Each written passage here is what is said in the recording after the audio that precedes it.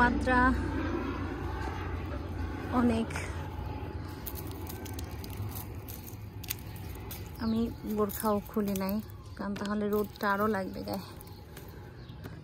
এই যে ছোট ছোট দেখা যাচ্ছে, এগুলো হচ্ছে ডাঁটা শাক।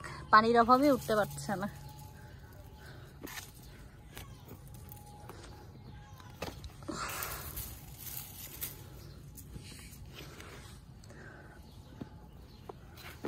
লাবণীরে বলছিলাম পানি দেওয়ার জন্য,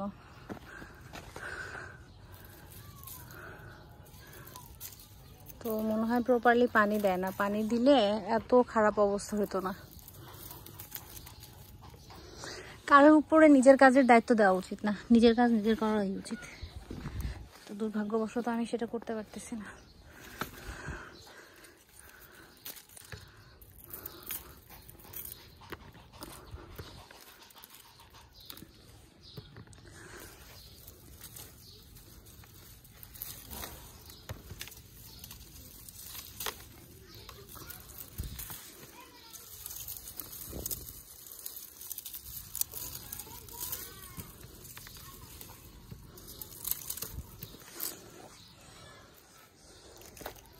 আমি ভিজে গেছি।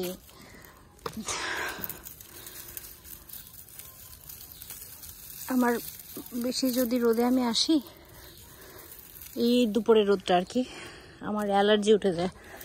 আমি আর মুভ করতে পারি না, মানে সারাদিন শুয়ে থাকতে হয়। এই জন্য না আমি আসি না।